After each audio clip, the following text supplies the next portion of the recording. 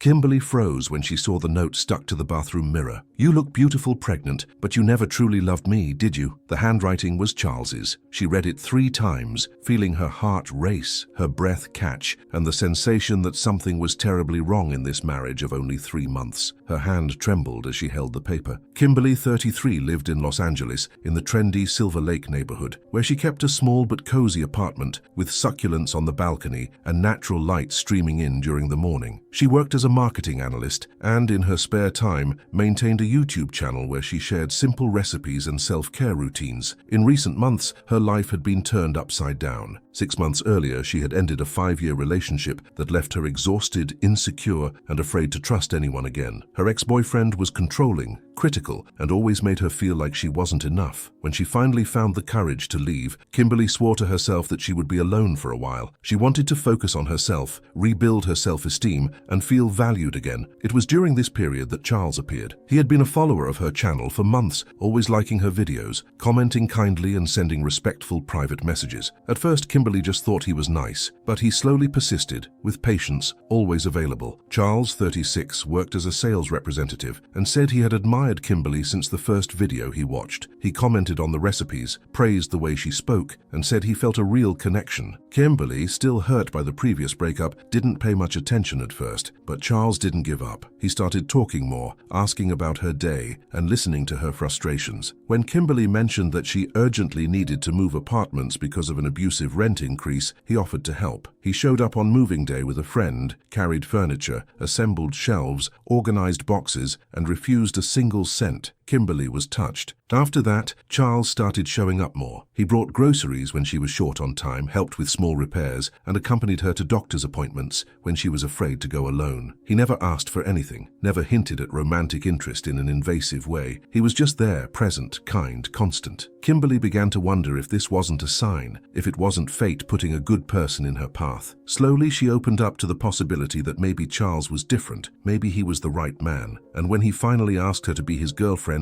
she said yes. The relationship started intensely from day one. Charles was attentive, affectionate, present, everything Kimberly had never experienced before. He cooked for her, left notes around the house, said he had always admired her from afar and now couldn't believe he was by her side. Kimberly was moved by the simple gestures. For the first time in years, she felt like she was someone's priority. The sex was intense, full of desire and complicity. They made plans for the future, talked about trips, about building something solid together. In the heat of passion and the sense of security he conveyed, Kimberly relaxed. She was coming out of a bad relationship, and in that magical beginning, she didn't resume her birth control. She believed she was protected enough, but life had other plans. 3 months after they started dating, Kimberly felt the first symptoms: morning sickness, excessive fatigue, sore breasts. She bought a pharmacy test and took it alone in her bathroom, trembling as she waited for the result. When the 2 lines appeared, she collapsed on the floor, crying from fear and shock. She wasn't ready. She hadn't expected it. But at the same time, a part of her felt something strange, as if it were inevitable. She called Charles that same night. He arrived in half an hour, entered the apartment, and hugged her before she could say anything. When Kimberly told him, he reacted in a way she didn't expect. Charles celebrated excessively. He said it was a divine sign that they were destined to be together, that this baby was proof that their love was real. Kimberly wanted to believe it. She wanted to see it as a gift, as a chance to build the family she had always dreamed of. But a small silent part of her whispered that things were moving too fast. She ignored that voice. After all, Charles was there, hugging her, saying he would take care of everything. He held her face with both hands and said, "You're not alone. I'll be here forever." Kimberly cried in his arms, exhausted, vulnerable, desperately wanting to believe, and for a few weeks, everything seemed perfect. But the first crack appeared when Kimberly accidentally picked up Charles's cell phone, which was charging in the living room. The screen was open to a text message conversation with a name saved as Renee. Kimberly didn't intend to invade his privacy, but the message was right there, visible, and it read, "Are you still coming to pick up the things you left here, or are you going to keep putting me off?" Kimberly felt her stomach churn. Renee? Who was Renee? Charles had never mentioned anyone with that name. She waited for him to get out of the shower and asked,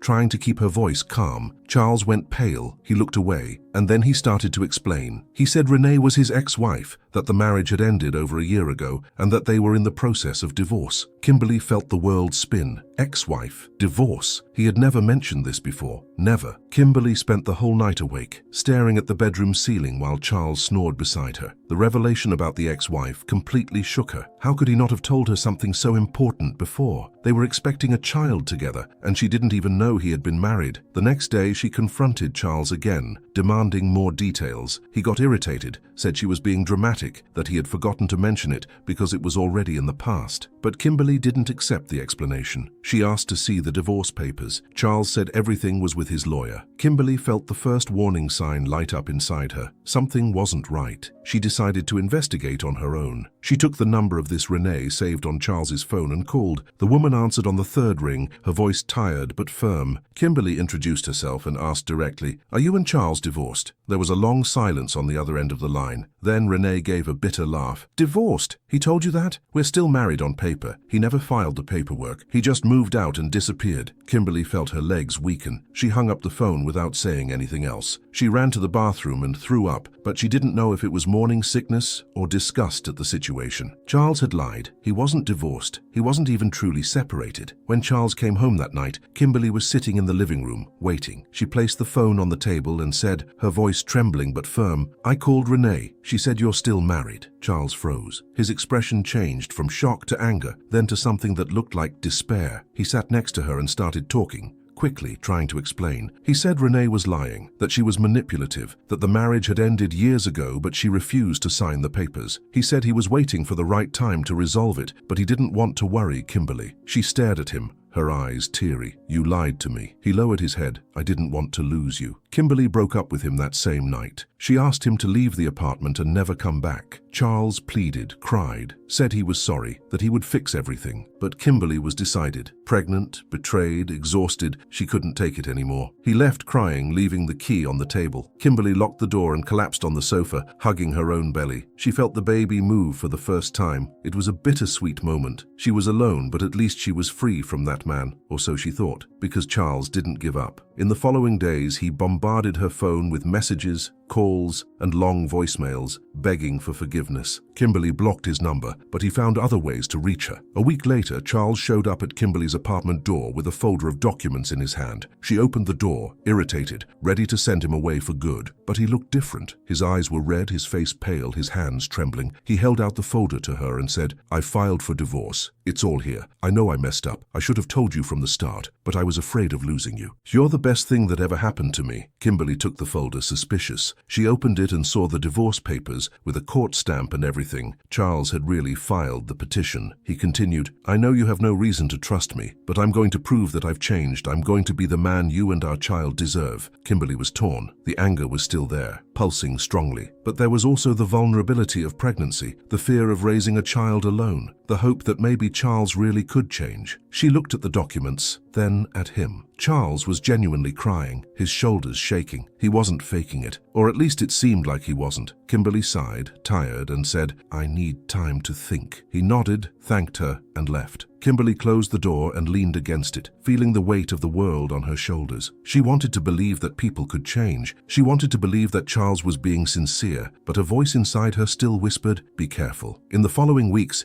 Charles kept his distance, but continued to send messages every day. "Good morning, I hope you and the baby are well." He didn't demand a response, didn't pressure her, just showed constant presence. Kimberly began to soften. She talked to her sister Madison, who lived in San Francisco and was her confidant. Madison was a lawyer, practical, rational. She said, "Kimberly, either you confront him for good and ask to see his phone, or you stop torturing yourself, because the way things are, you're going to go crazy." Kimberly knew her sister was right, but she was afraid of what she might find. She was afraid that if she discovered the truth, everything would fall apart for good, and she was 6 months pregnant. How was she going to handle all that alone? So Kimberly did what many women do when they are in difficult situations. She chose to believe. She chose to ignore the signs. She chose to trust, even if it meant closing her eyes to reality, because the alternative was to face the pain, and she wasn't ready for that yet. It was during this period of uncertainties and ignored signs that Charles made a proposal that completely surprised Kimberly. They were having dinner at home, eating a lasagna he had made when he cleared his throat and said, "Kimberly, I want to marry you." She stopped chewing, looking at him in shock. "What?" Charles took her hand. "I want to formalize our union. I want to protect you and the baby. I want our child to have my last name. I want to do this the right way." Kimberly. Kimberly felt her heart race. She hadn't expected that. Part of her was moved. But another part, that little voice she had been ignoring for weeks, screamed, "Don't do it, something is wrong." She ignored the voice one more time and said, "Yes, I accept." The wedding was scheduled for 3 weeks later. It would be a small, intimate ceremony, just with the closest family and a few friends. Kimberly invited Madison, who would travel from San Francisco to be present. Charles invited his mother, Mrs. Miller, a serious and observant 60-year-old woman. They would get married in a civil ceremony at a courthouse in downtown Los Angeles and then have lunch at a nearby restaurant. Kimberly bought a simple white dress that fit well over her 6-month belly and tried to focus on the joy of the moment, but the anxiety was constant. She couldn't shake the feeling that she was making a mistake, but it was too late to turn back, or at least that's what she thought. The wedding was set, and in a few days, she would officially be Charles's wife, for better or for worse. The wedding day dawned cloudy in Los Angeles, with that heavy weather that threatened rain at any moment. Kimberly woke up early, her stomach churning with anxiety. Madison had arrived the night before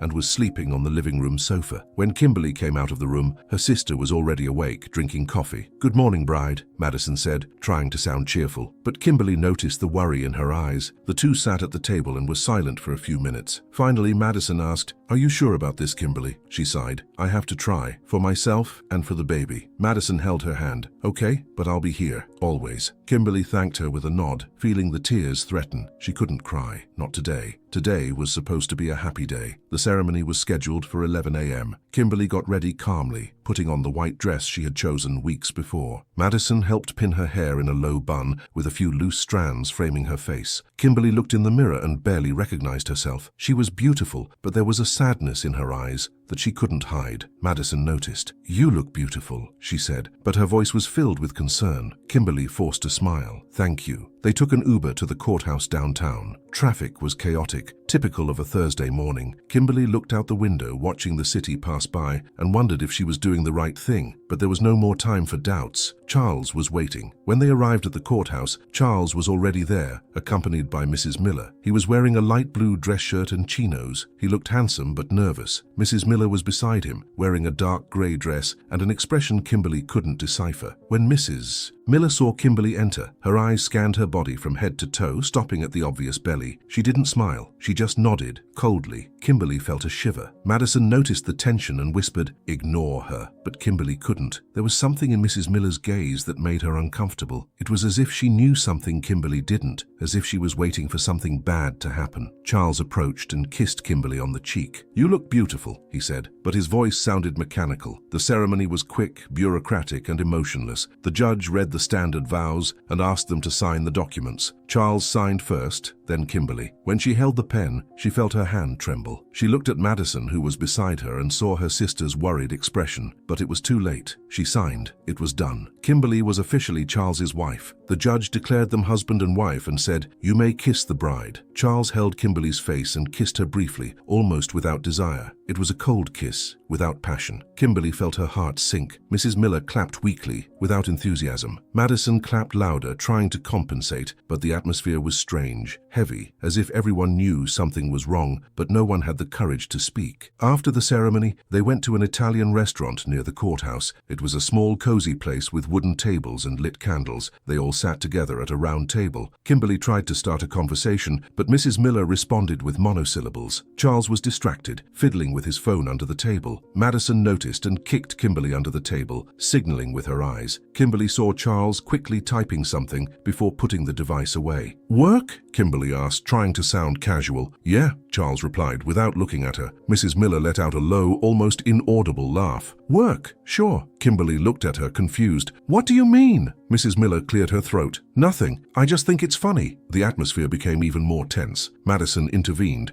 quickly changing the subject, but the damage was already done. Kimberly felt that something was profoundly wrong. During lunch, Mrs. Miller made several veiled jokes that made Kimberly extremely uncomfortable. At one point, while Kimberly was serving herself pasta, Mrs. Miller said, "I hope you can handle it, dear. My son isn't easy." Kimberly stopped serving herself and looked at her. "What do you mean?" Mrs. Miller gave a crooked smile. "You'll understand in time." Charles intervened, irritated. "Mom, stop it." Mrs. Miller raised her hands in surrender. All right, I'm just being realistic. Kimberly felt her stomach churn. What did Mrs. Miller mean? Why was she acting that way? Madison, noticing her sister's discomfort, held her hand under the table and squeezed tightly. Kimberly appreciated the silent gesture, but the feeling that she had made a gigantic mistake did not leave her. She was trapped now. Married, pregnant, no turning back. After lunch, Mrs. Miller quickly said goodbye, claiming she had commitments. Before leaving, she approached Kimberly and said softly, "Good luck, dear, you're going to need it." Kimberly froze. Before she could answer, Mrs. Miller had already left the restaurant. Madison, who was nearby, asked, "What did she say?" Kimberly shook her head. "Nothing. She just wished me good luck." But Mrs. Miller's voice echoed in her mind. "You're going to need it." What did that mean? Kimberly looked at Charles, who was distracted paying the bill. He didn't even notice what had just happened, or he simply didn't care. Madison hugged Kimberly before leaving. "If you need me, I'll come running back, no matter the time." Kimberly thanked her, holding back tears. She knew she would need her, but she still didn't imagine how much. That night, Kimberly and Charles returned to the apartment. He said he was tired and went straight to the bedroom. Kimberly was left alone in the living room, still wearing her wedding dress, looking at the marriage certificate on the table. She held the document with both hands and felt the weight of it. She was married. She was Charles's wife. But she didn't feel joy. She didn't feel love. She only felt an immense emptiness, a feeling that she had locked herself in a cage. She touched her belly and felt the baby move. "I'm going to protect you," she whispered, "no matter what happens." And at that moment, Kimberly made a silent decision. She was going to find out what was going on. She was going to find out who Charles really was, and she was going to do it before it was too late. But she didn't know that the truth would come much faster than she expected,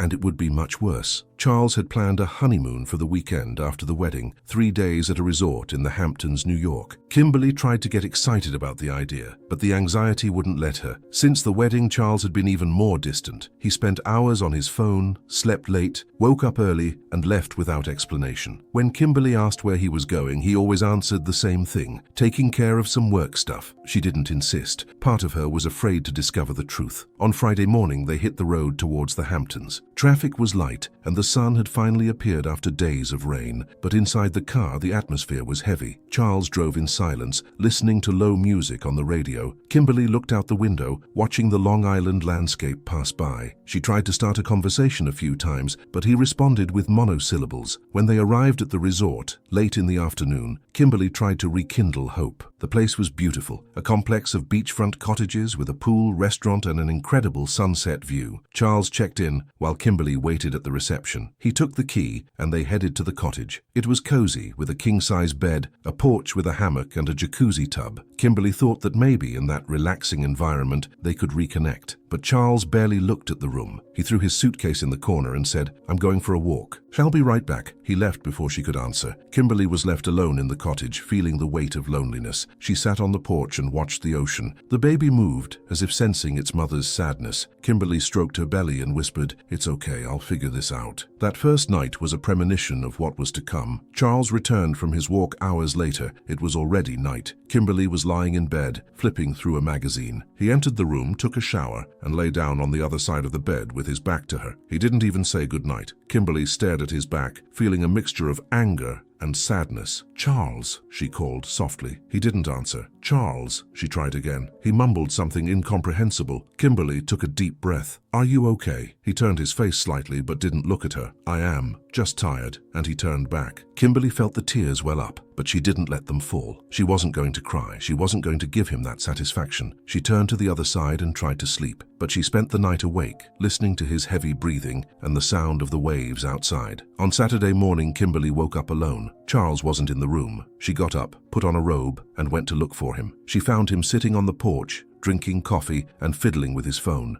"Good morning," Kimberly said, trying to sound normal. He barely looked at her. "Morning." Kimberly poured herself coffee and sat next to him. She tried to talk, asked what he wanted to do that day. Charles shrugged. "I don't know. You decide." His indifference was cutting. Kimberly suggested they go to the beach. He agreed, but without enthusiasm. They spent the morning on the sand, but it was as if they were in different worlds. Charles was on his phone, barely talking to her. Kimberly tried to distract herself by reading a book, but she couldn't concentrate. She watched the other couples around them, laughing, kissing, and felt envious. Why didn't she have that? Why was she there, 7 months pregnant, next to a man who seemed not to want to be there? In the afternoon, they returned to the cottage. Kimberly suggested they use the jacuzzi tub, trying to create some moment of intimacy. Charles accepted, but even in the tub, he kept his distance. Kimberly tried to get closer, to put her hand on his chest, but he subtly moved away. "I have a headache," he said. Kimberly felt her chest tighten. This wasn't normal. They were newlyweds. They should be in the honeymoon phase, in love, inseparable. But Charles avoided even her touch. They got out of the tub in silence. Charles said he was going to rest and lay down on the bed. Kimberly stayed on the porch,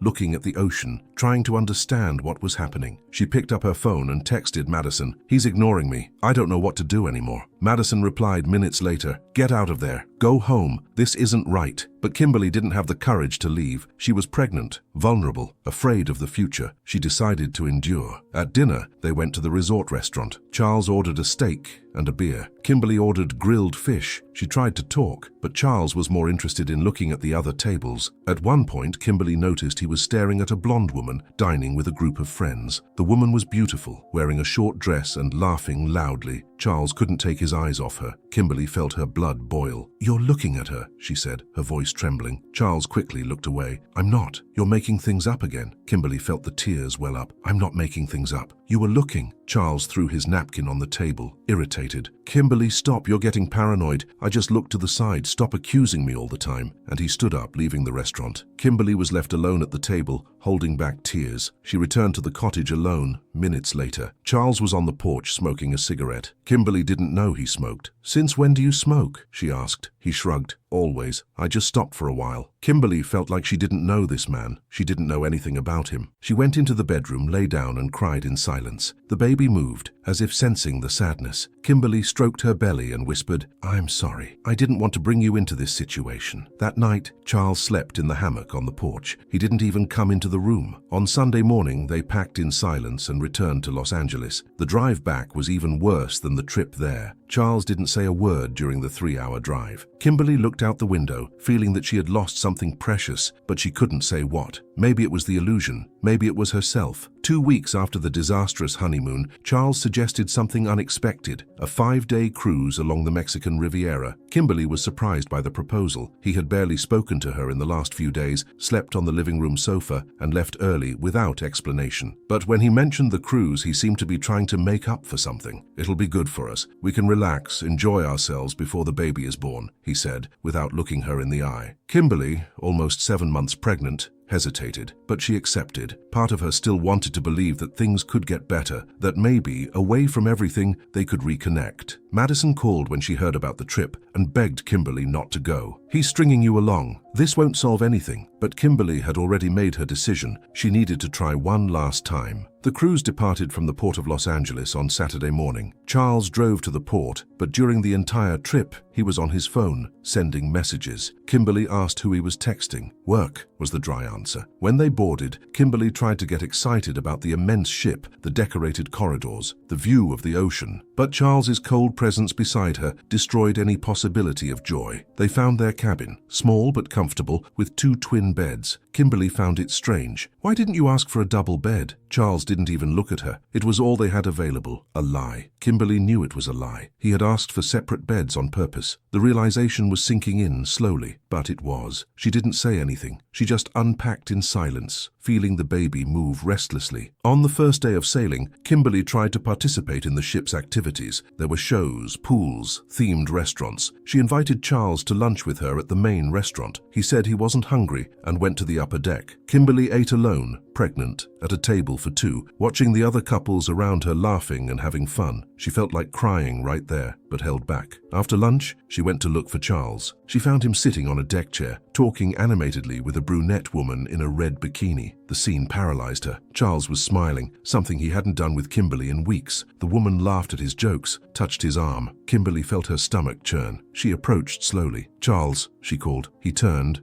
and his expression instantly changed. His face hardened. "What is it?" The woman looked at Kimberly, noticed her belly, and became visibly uncomfortable. She mumbled an excuse and left. Kimberly stared at Charles. Who was she? He sighed, irritated. A passenger. We were just talking. Kimberly felt the anger rise. You barely talk to me, but you're here smiling at a stranger? Charles stood up, walked past her and said coldly, You're overreacting again. I'm going for a walk. And he left, leaving Kimberly there alone in the middle of the deck, feeling all the other people looking at her with pity. She returned to the cabin, lay down on one of the beds and cried. She cried until she had no more tears. The baby moved a lot, as if sensing its mother's despair. Kimberly stroked her belly and whispered, I'm sorry. I'm sorry for bringing you into this hell. That night, Charles didn't even return to the cabin. She spent the night awake, waiting. He only showed up the next day in the morning, smelling of alcohol. He didn't even offer an explanation. The following days were a nightmare. Charles completely ignored her. He didn't eat with her, didn't walk with her, didn't watch the shows with her. Kimberly was alone, 7 months pregnant,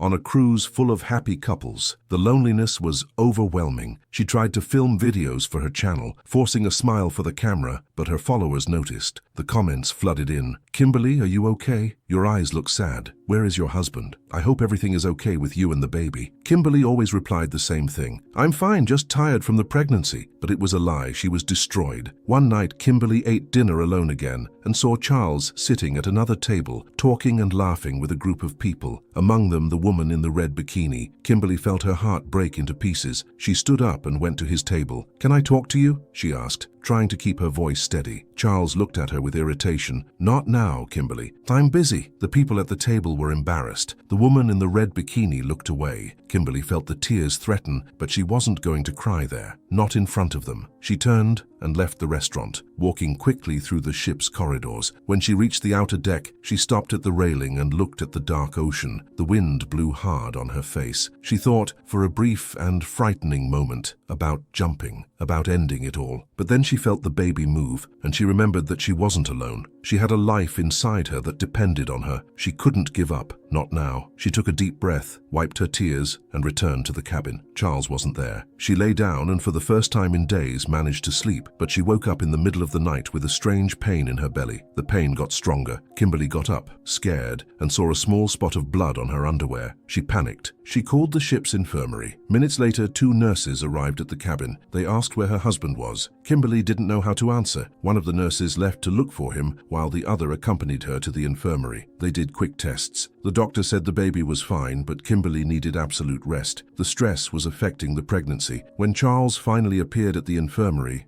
hours later, Kimberly was lying on a stretcher, connected to a monitor. He entered, but didn't approach. He stood leaning against the wall, looking at the floor. Where were you? Kimberly asked, her voice weak. He didn't answer. The doctor looked at the two of them and said, Seriously, your wife needs emotional support. The stress is putting the pregnancy at risk. Charles just nodded, but he didn't say a word to Kimberly. When they returned to the cabin, Kimberly lay down on the bed, and Charles sat on the other, fiddling with his phone. She watched him for a few minutes and finally asked, tired of pretending, Do you still love me, Charles? He stopped typing but didn't look up from his phone. There was a long, tense silence. Then he replied, his voice low and cold, I don't know. Kimberly felt like she had been punched in the stomach. She turned her face to the wall and closed her eyes. She wasn't going to cry. She wasn't going to beg. She already knew the answer. Charles had never loved her. Everything had been a lie. And at that moment, lying in a cruise ship bed, 7 months pregnant, next to a man who didn't love her, Kimberly made a decision. When she got home, she was going to find out the truth, all the truth. And she was going to leave that marriage, no matter the cost. She was going to save herself and save the baby. When they returned from the cruise, Kimberly was determined. She wasn't going to ignore the signs anymore. She wasn't going to believe Charles's lies anymore. She needed to know the truth, no matter how painful. Charles returned to his usual behavior, leaving early, coming back late, sleeping on the sofa. But Kimberly no longer confronted him. She just watched, waiting for the right moment. 3 days later,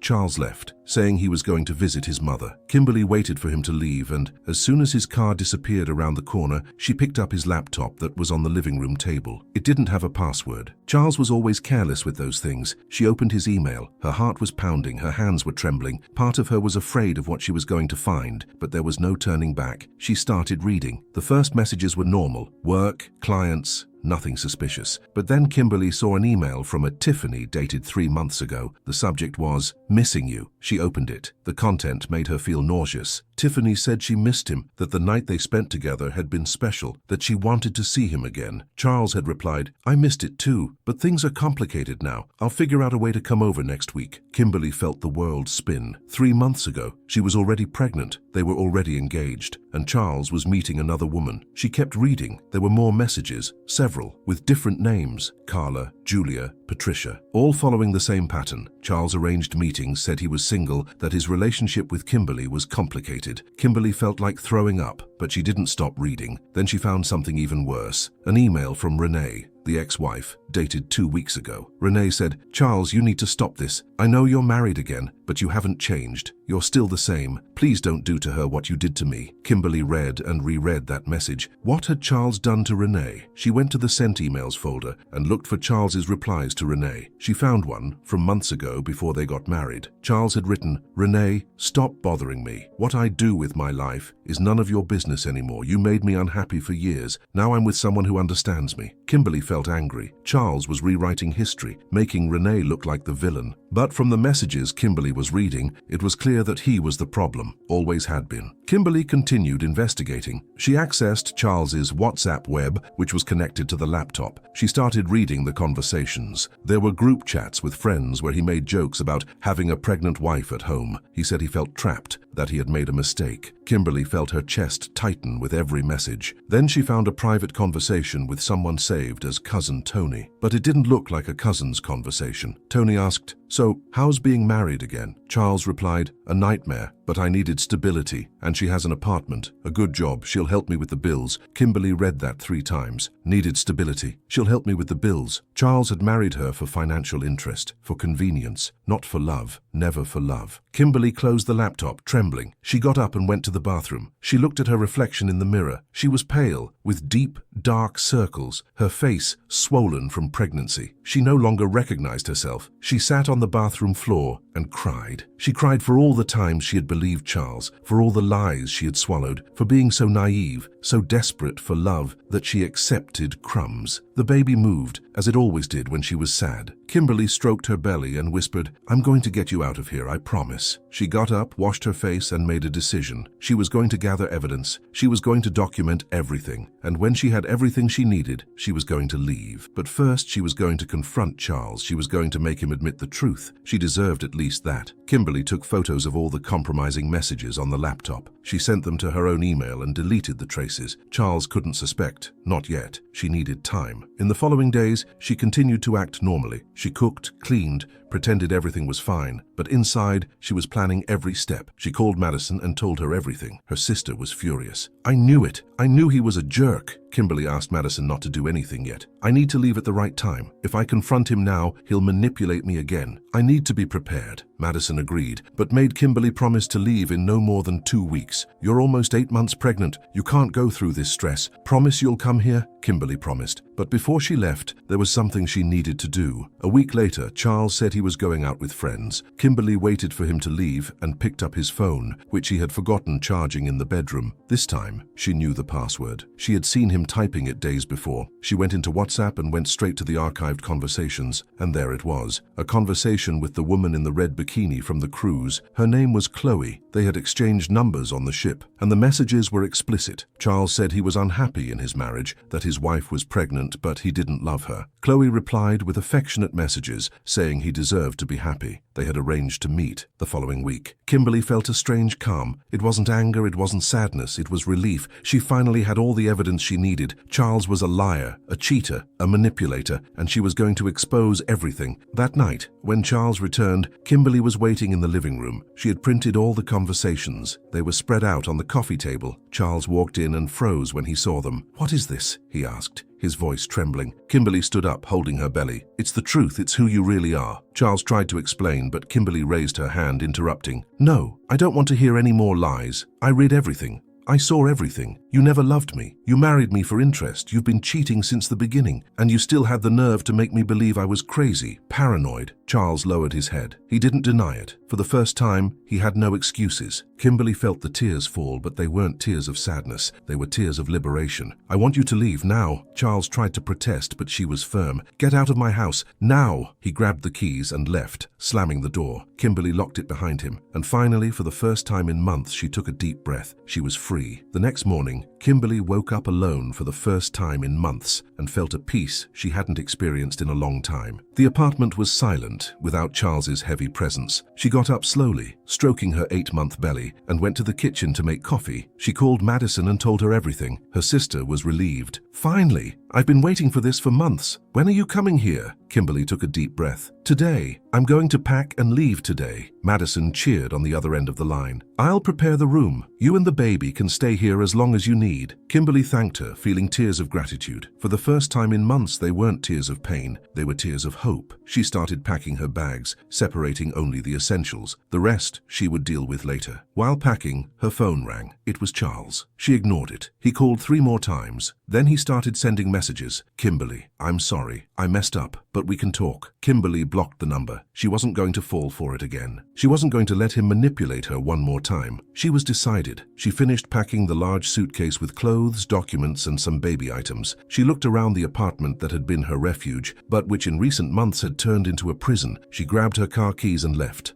Locking the door behind her, she didn't look back. The road to San Francisco was quiet. Kimberly drove slowly, carefully because of the pregnancy. She turned on the radio softly and for the first time in months hummed along to the music. She was starting over. She was saving herself. In the following days, Kimberly began to rebuild her life. She started filming videos for her channel again, but this time with honesty. She told her followers, without going into too many details, that she had left a toxic relationship and was starting over. The response was overwhelming. Thousands of messages of support from women who had gone through similar situations, from people offering help. Kimberly was moved by every message. She wasn't alone. She never was. She had just convinced herself of that because of Charles's manipulation. But now, free from him, she was rediscovering her strength, and she was stronger than she imagined. The channel started to grow again. People wanted to see her journey of reconstruction, and Kimberly was willing to share. Not for exposure, but for purpose. She wanted to help other women get out of similar situations. Charles tried to make contact a few times. He called from different numbers, sent emails, and even showed up at Madison's house once. But Madison didn't let him in. She said if he tried again, she would call the police. Charles left, but left a message. "Tell her I want to see my son when he's born." Madison told Kimberly, who sighed, "I'll resolve this legally. But for now, I don't want to see him." Madison agreed. Kimberly sought a lawyer in San Francisco and filed for divorce. She also requested a temporary protective order, ensuring Charles couldn't approach her until the baby was born. The lawyer assured her that everything would be resolved. Kimberly felt safer. She was in control again. She was building a life where she made the rules, and it was liberating. The weeks passed. Kimberly was 38 weeks pregnant when she started feeling the first contractions. Madison rushed her to the hospital. Labor lasted 12 hours. It was exhausting, painful, but transformative. When she finally held the baby in her arms, a beautiful boy with dark eyes and a strong cry, Kimberly cried with joy. She looked at her son's face and whispered, "Hi, love. I'm your mom, and I'll always protect you." Madison was beside her crying too. "He's perfect, Kimberly," and he was. Kimberly looked at her son and felt a strength she didn't know she had. That baby was hers, only hers, and she was going to give him everything he deserved: love, security, truth. Charles wasn't there, and Kimberly didn't miss him. For the first time, she understood that she didn't need a man to be complete. She was complete alone, and with her son, she was even more so. 3 days later, still in the hospital, Kimberly received an unexpected visit. Mrs. Miller, Charles's mother. The woman entered the room with a serious expression. Kimberly tensed up, but Mrs. Miller raised her hands in a sign of peace. "I didn't come to cause trouble. I came to apologize." Kimberly was surprised. Mrs. Miller approached the bed and looked at the baby. "He's beautiful." Then she looked at Kimberly. "I knew my son would do this. He's always been like this. Manipulative. A liar. I tried to warn you at the wedding, but I wasn't clear enough. I'm sorry." Kimberly felt the initial anger dissolve. "Why is he like this?" Mrs. Miller sighed. "His father was the same. I suffered for years with that. When I finally left, it was too late. Charles grew up thinking that was normal. I tried to correct it, but I couldn't. He's an adult now. His choices are his own, but I wanted you to know you did the right thing by leaving, and if you need anything, I'm here." Kimberly thanked her, moved. Mrs. Miller said goodbye, but before leaving she said, "Don't let him near the baby now, he's not ready, maybe he never will be." Kimberly nodded. After Mrs. Miller left, she looked at her son sleeping in the bassinet next to the bed and made a silent promise. She was going to raise that boy with love, truth and dignity. He would never grow up thinking that manipulation and lying were acceptable. She was going to break the cycle. In the following days, Kimberly was discharged and returned to Madison's house. The routine of a mother was tiring but filled with love. She woke up in the middle of the night to breastfeed, change diapers, and rocked the baby. And in every moment, she felt gratitude. Gratitude for having left. Gratitude for being alive. Gratitude for having that perfect boy in her arms. Charles tried to make contact a few times, but Kimberly didn't respond. He would have access to his son, but only when it was legally established, and with supervision. The divorce was finalized 3 months later. Kimberly didn't ask for alimony. She didn't want anything from Charles. She just wanted peace. The judge ruled that Charles could see his son every 15 days, but only in a supervised location until the child was old enough. Charles accepted the terms, but Kimberly knew he probably wouldn't show up, and that was fine. She didn't need him. Kimberly's channel exploded. She shared her single mother routine, the difficulties, the joys. Women from all over the country sent messages saying she was an inspiration. Kimberly never imagined that her pain would turn into purpose, but it did. She used the platform to talk about abusive relationships, emotional manipulation, and starting over, and people listened. She was making a difference, and that was healing her, a little more each day. Slowly, Kimberly was becoming the woman she always wanted to be. Strong, independent, true, and happy, genuinely happy. 6 months after the baby's birth, whom Kimberly named Ethan, life had taken a completely different turn. She was permanently living in San Francisco, in a small apartment she rented near Madison's house. The channel had surpassed 500,000 subscribers, and she was managing to live off its income. She partnered with brands, sold digital products about self-care and starting over, and gave online lectures about toxic relationships. Ethan was a healthy, smiling baby who brightened her days. Every morning, Kimberly woke up to her son babbling in the bassinet and felt gratitude. That was the life she had built, alone, and it was perfect the way it was. Charles had completely disappeared from her life. Mrs. Miller visited Ethan every 2 weeks, always bringing gifts and affection. Kimberly had forgiven her mother-in-law. She understood that she had also been a victim. One afternoon, while Kimberly was filming a video for her channel with Ethan in her lap, she received an unexpected message. It was from Renee, Charles's ex-wife. The message read, "Kimberly, I know we don't know each other personally, but I need to tell you something. I think you deserve to know." Kimberly felt her stomach churn. She replied, "Go ahead." Renee called minutes later. Her voice was tired but firm. "Charles is trying to pull the same scam on another woman. I saw her profile on his social media. She's young, probably around 25. He's using the same tactics he used with you and me. I tried to warn her, but he blocked me. I thought you would want to know." Kimberly was silent for a few seconds. Then she asked, "What do you want me to do?" Renee sighed. "I don't know. I just thought you should know. He's never going to change." Kimberly thanked her and hung up. She was thoughtful. Part of her just wanted to forget Charles and move on. But another part, the part that had suffered so much at his hands, didn't want another woman to go through the same thing. She opened Charles's Instagram, which she hadn't completely blocked yet. She saw recent photos of him with a young, blonde, smiling woman. The caption read, "New beginning." Kimberly felt a pang in her chest, but it wasn't jealousy. It was pity. Pity for the girl who didn't know what she was getting into. Kimberly took a deep breath and made a decision. She was going to do something she had never considered before. She was going to expose Charles, not for revenge, but for justice. Other women needed to know who he really was, and she had all the evidence. It was time to use it, but she was going to do it the right way, legally, publicly, and definitively. Kimberly sought out Madison, who had become her advisor in everything. She told her about Renee's message and the idea of exposing Charles. Madison, always practical, said, "If you're going to do this, do it right. Consult a lawyer to make sure you won't have any legal trouble. And then, if you still want to, make a video telling your story." Without mentioning his name but making it clear what kind of man he is, Kimberly agreed. She consulted the lawyer, who assured her that she could tell her story as long as she didn't mention Charles's name directly and only used proven facts. Kimberly spent a week writing the script for the video. She wanted to be honest, direct, but without sensationalism. She didn't want cheap exposure. She wanted to warn other women. When she finally filmed it, she was nervous, but but determined. She told everything: how she met Charles, how he manipulated her, the lies, the cheating, the fake marriage, the coldness on the cruise, the discovery, the leaving. She talked about the importance of trusting your instincts and not ignoring the red flags. The video went viral in 24 hours, over 2 million views. The comments were overwhelming. Women sharing similar stories, thanking Kimberly for having the courage to speak out, saying it helped them leave toxic relationships. But there were also criticisms. Some people said she was being dramatic, that she was exposing her personal life to gain views. Kimberly read the comments but wasn't shaken. She knew she had done the right thing. Days later, she received a message from the girl who was with Charles. Her name was Jessica. "Thank you for sharing your story. I watched the video and recognized several behaviors. I broke up with him yesterday. He lied about several things. You saved me from going through what you went through," Kimberly replied kindly, offering support if Jessica needed it. That made it all worthwhile. She had saved at least one woman, and maybe others too. Charles tried to sue Kimberly for defamation, but her lawyer assured him that everything Kimberly had said was proven truth. The lawsuit didn't go forward. Charles disappeared from social media for a while. Mrs. Miller called Kimberly and said, "He's embarrassed. I think he finally realized it, but I don't know if he'll change." Kimberly replied, "It's not my problem whether he changes or not. I did my part, to warn other women. The rest is up to him." Mrs. Miller agreed. In the following months, Kimberly continued to grow. The channel surpassed 1 million subscribers. She released a digital book telling her complete story, which sold thousands of copies. Part of the income she donated to institutions that helped women victims of domestic violence and psychological abuse. She was transforming her pain into purpose, and that was healing her more each day. Ethan turned 1. Kimberly had a small party, just with Madison, Mrs. Miller, and a few close friends. Charles didn't show up. He didn't even send a gift. Kimberly didn't care. She took photos of her smiling son, surrounded by love, and posted them on the channel with the caption, "1 year of the greatest love of my life. Thank you for teaching me what true love is." Her followers flooded the post with affectionate messages. Kimberly was moved reading each one. She had built a community of strong women who supported each other, who grew together, and that was greater than any relationship she had lost. One night after putting Ethan to sleep, Kimberly sat on the apartment porch with a cup of tea. She looked at the stars and reflected on everything she had been through. She had been betrayed, manipulated, destroyed, but she had been reborn, stronger,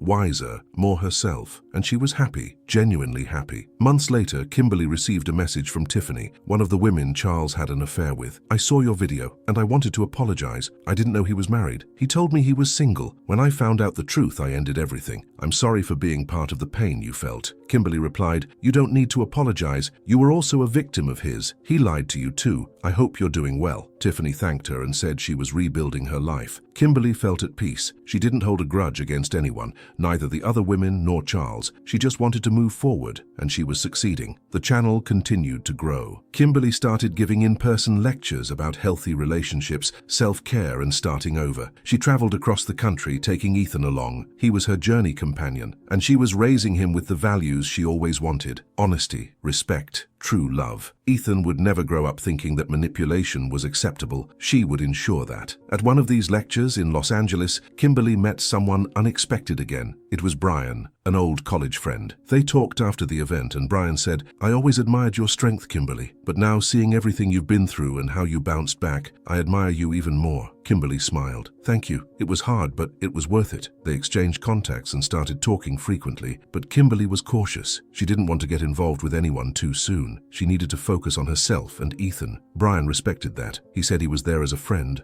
no pressure. And slowly a genuine friendship grew. Kimberly didn't know if it would become something more, but she was open to it. For the first time, she was open to love again, but a healthy, honest, true love, the kind she deserved. And if it came, great. If not, that was fine too, because Kimberly had learned to be enough for herself, and that was the greatest gift she had given herself. A year and a half after the separation, Kimberly was at peace. Ethan was growing up healthy, surrounded by love. The channel had surpassed 2 million subscribers. She had released a second book, this time printed, which was on the bestseller lists. She gave lectures, participated in podcasts, and was a reference in starting over and overcoming. Charles had completely disappeared from her life. Mrs. Miller continued to visit Ethan regularly, but never mentioned her son. Kimberly had completely closed that chapter. She looked back and saw how much she had grown. how strong she had become, how much she had learned, and when she looked ahead, she saw infinite possibilities. She was the owner of her own story now, and it was a story of starting over, of rebirth, of self-love. Kimberly had saved herself, and by doing so, she had saved Ethan too, and thousands of other women along the way. That was her greatest victory, not over Charles, but over herself, over fear, over pain, over the feeling of not being enough. Kimberly had found herself, and she was enough, always was. What did you think? On a scale of 0 to 10, what score would you give her? Leave your comment saying which city you're watching from, and subscribe to follow our next stories. Thank you very much for your company, and until next time.